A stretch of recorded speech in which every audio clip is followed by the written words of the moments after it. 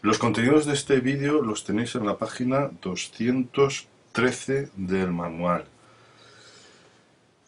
Aquí voy a ser muy breve y voy a simplemente a explicaros de una manera muy por encima, sin profundidad, porque no da tiempo. Y lo veremos después cuando acabemos los exámenes. En las jornadas de ampliación dedicaremos tiempo a algunos aspectos del currículo que se nos han quedado fuera y podremos hablar de esto y tratar y trabajar estos conceptos de una manera con más tiempo, porque merece la pena. Aquí simplemente os voy a mencionar a ver si somos capaces de entender en qué consiste esto, sin ejemplos prácticamente y sin nada de momento en este vídeo. Bien, tenéis que situaros en el barroco, en su época y en su concepción artística, ¿eh? No solo de literatura, sino de arquitectura, de pintura, de otras expresiones artísticas. El barroco frente al Renacimiento, que es lo que tenéis aquí, el barroco frente al Renacimiento lo que hace es romper esa idea de armonía, de equilibrio que los renacentistas encontraron en la cultura griega y romana clásica. Pensad, buscad imágenes de esos templos griegos romanos con esas columnas perfectamente estilizadas, esas líneas rectas, esa proporción en las formas, pues todo eso que lo que hace es generar una sensación de equilibrio, de tranquilidad, de armonía. El barroco, como hemos visto que es una persona con grandes contradicciones, que se mueve en un mundo pesimista, desengañado y de grandes contrastes, de luces y de sombras, de grandes contradicciones internas, ese equilibrio no les sirve para expresarse, entonces lo va a romper. Lo va a romper. En el arte veremos que las columnas se retuercen, las formas se recargan y en lugar de preferir las figuras esbeltas, limpias, sencillas, van a buscar lo retorcido, lo recargado. ¿Cómo se plasma eso en literatura?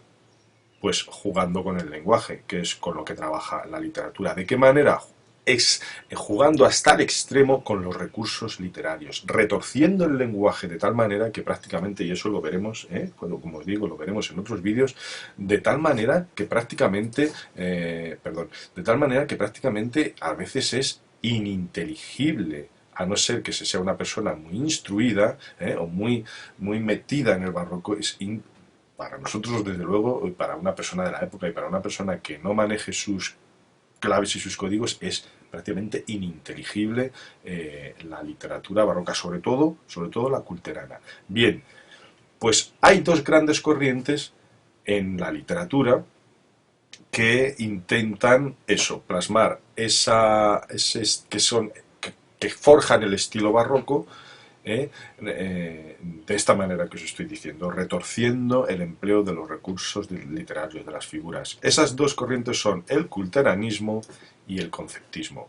El culteranismo y el conceptismo se estudian como dos formas, como dos corrientes, digamos, opuestas, pero en realidad no dejan de ser dos caras de la misma moneda. Y prácticamente todos los autores tienen algo de culterano y algo de conceptistas. Pero sí es verdad que los dos movimientos tienen diferencias, que son las que tenéis en este cuadro, que tenéis en esta tabla 11.1, que tenéis en esta página 213.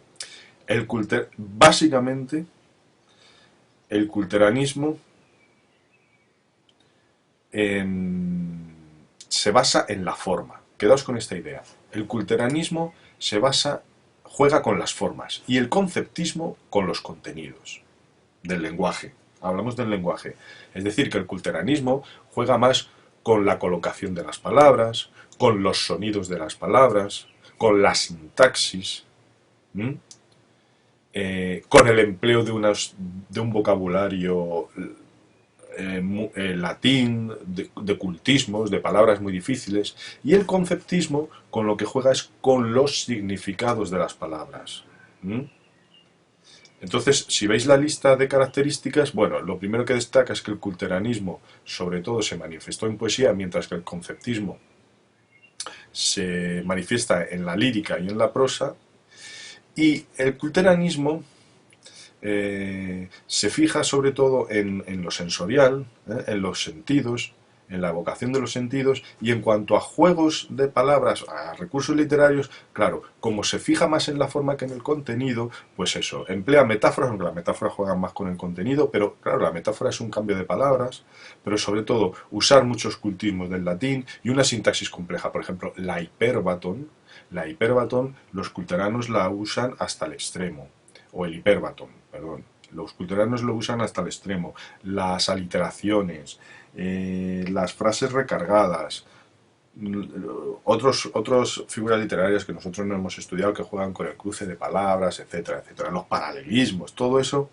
pero llevado hasta un extremo y sobre todo con un vocabulario muy culto, con unas referencias a la mitología, a dioses que el que no está instruido desde luego no puede entender el poema. Y el conceptismo, por su parte, se centra más en el significado, pero eso no quiere decir que no emplee también estos recursos. El conceptismo juega más con las relaciones de significado entre las palabras. Por eso el conceptista juega mucho con las antítesis, con las contradicciones, con los dobles significados. Por eso decimos que el culteranismo juega más con la forma, lo que se ve, los sonidos, el orden de palabras, los paralelismos, el hiperbatón, los cultismos, y el conceptismo con los significados, antítesis, contrastes, paradojas, el doble sentido, etcétera, etcétera. Al fin y al cabo, ambas maneras de crear literatura lo que buscan es eso, la confusión, expresar ese contraste de sentidos y de emociones que el artista, en este caso que el literato, sobre todo poeta, siente. ¿De acuerdo?